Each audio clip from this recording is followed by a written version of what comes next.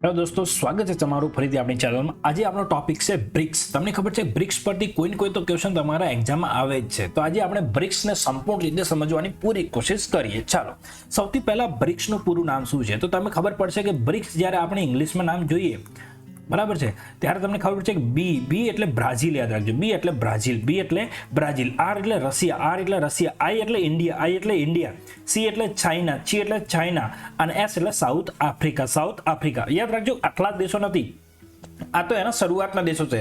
અત્યારે પણ એના અંદર અમુક દેશો જોડાયા છે જે આપણે આગળ જોઈશું, પરંતુ યાદ રાખજો કે જે એના ફાઉન્ડર મેમ્બર હતા જ્યારે આની શરૂઆત થઈ હતી ત્યારે આ 4 જ દેશો હતા બ્રિક, જેમાં બ્રાઝિલ, રશિયા, ઇન્ડિયા, ચાઇના, અને ત્યાર પછી 2010માં સાઉથ આફ્રિકા આની અંદર જોડાયો હતો। તો આ પણ પ્રશ્ન તમારો બની શકે છે। ત્યાર પછી તમે જુઓ કે એની સ્થાપના ક્યારે થઈ હતી, તો એની સ્થાપના થઈ છે 2009માં। ક્યારે બ્રિકની સ્થાપના થઈ હતી? 2009માં, પરંતુ 2010માં સાઉથ આફ્રિકા એની અંદર જોડાયો એટલે એનું નામ પડી ગયું બ્રિક્સ। શું પડી ગયું? બ્રિક્સ। એનો મુખ્ય ઉદ્દેશ્ય શું છે તો સભ્ય દેશો વચ્ચે વેપાર અને રોકાણ વધારવું, આર્થિક વિકાસને પ્રોત્સાહન આપવું, વિકાસના દેશોના હિતોનું રક્ષણ કરવું એટલે પ્રતિનિધિત્વ કરવું, વૈશ્વિક નાણાકીય વ્યવસ્થામાં સુધારો લાવવો, બહુપક્ષીય સહકાર અને મિત્ર, એટલે કે સારા લક્ષ્યો હોઈ શકે। યાદ રાખો, કઈ પણ આવે તો સારા લક્ષ્યો એમના હોય છે।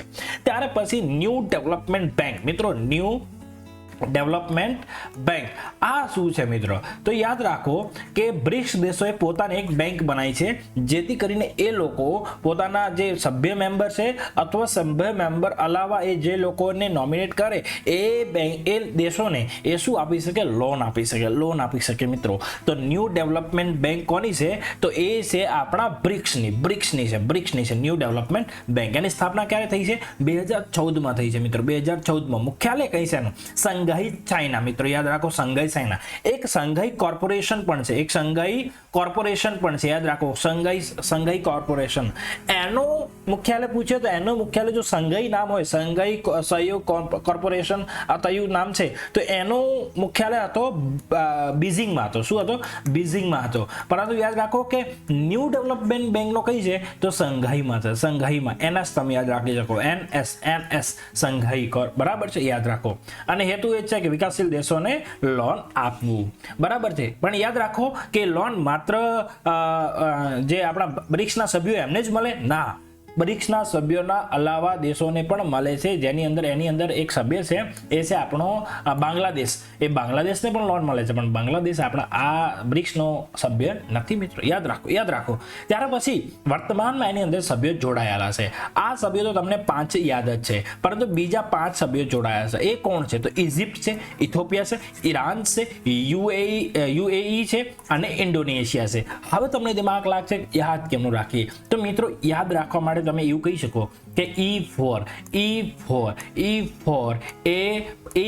યાદ રાખો, E4 થી તમને E થી ઇજિપ્ત, E થી ઇથોપિયા, અને ભલે આઈ છે પણ E થી ઈરાન યાદ રાખજો, સોરી E3 હે ને, E થી ઈરાન યાદ રાખજો, બરાબર છે, ભલે આઈ આવે છે પણ ઈરાન યાદ રાખજો। અને પછી ચોથો ઈ કયો છે તો એ કે યુએઈ નો છે, યુએઈ। અને ઇન્ડિયાથી ઇન્ડોનેશિયા પણ યાદ રાખી લેજો, ઇન્ડિયાથી ઇન્ડોનેશિયા, ઇન્ડિયાનો ભાઈબંધ ઇન્ડોનેશિયા। તો તમને યાદ રહેશે કે E4 શેમાં આવે છે? તો એક આવે છે ઇજિપ્તમાં, એક આવે ઇથોપિયામાં, એક આવે ઈરાનમાં, અને એક આવે યુએઈમાં, અને ચોથો છે ઇન્ડિયાનો મિત્ર ઇન્ડોનેશિયા। આ દેશો તમે યાદ રાખી શકો મિત્રો। વિશ્વની 40% કરતા વધુ વસ્તી આ દેશો ધરાવે છે। વિશ્વમાં જીડીપીમાં પણ મોટો હિસ્સો છે, અને ઉર્જા અને કુદરતી સંસાધનોમાં પણ એમનો મહત્વપૂર્ણ શું કે હિસ્સો છે। ભારત માટે મહત્વ શું છે? તો ભારત માટે વેપાર વધે છે, રોકાણની તક મળે છે, ભારત માટે વૈશ્વિક મંચ બની જાય છે, અને ભારતને તકો મળી રહે છે। હવે આપણા જીપીએસસી, યુપીએસસી અથવા કોઈ પણ ગુજરાતની એક્ઝામમાં સૌથી મુખ્ય જે હોય એ આઈએમપી પ્રશ્નો ક્યાં હોઈ શકે? તો યાદ રાખો, બ્રિક્સનો શબ્દ પ્રથમ વખત ક્યારે આવ્યો તો 2001માં આવ્યો તો। પ્રથમ બ્રિક્સ સંમેલન ક્યારે થયું? 2009માં થયું। સાઉથ આફ્રિકા ક્યારે જોડાયું? 2010માં જોડાયું। ન્યૂ ડેવલપમેન્ટ બેંક ક્યારે બની? તો 2014માં બની।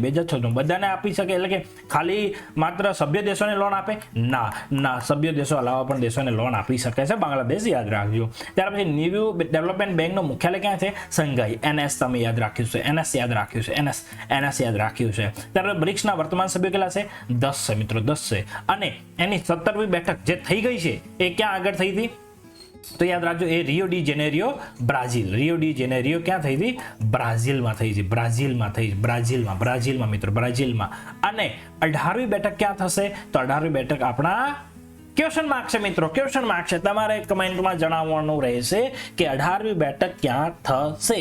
આ જ રીતે આપણે આ આખા બ્રિક્સને જોયું. આ જ રીતે નવી વિડીયોઝ માટે લાઈક કરો અને પ્લીઝ સબસ્ક્રાઇબ કરો. પ્લીઝ સબસ્ક્રાઇબ કરો. જય હિન્દ, જય ભારત.